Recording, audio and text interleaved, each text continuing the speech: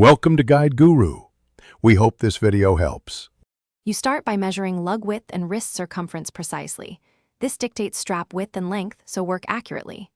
Once measured, cut your material to shape, leave 1 centimeter extra at each end for finishing.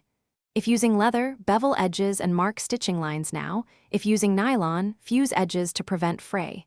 Make pilot holes for spring bars with a 0.5 mm punch. This first step sets fit, so confirm measurements and test a quick mock-up before proceeding. Now you build the strap body. Fold ends over the spring bar area and secure with 2 rows of stitches or rivets to prevent pull-through. Once done, attach the connector adapters and insert spring bars. Make sure they snap into place and rotate freely so the watch sits flat. If stitching, use a saddle stitch for strength. If gluing, clamp until cured. Make sure seams are even and the edges are trimmed, because good finishing prevents premature wear and makes the band comfortable.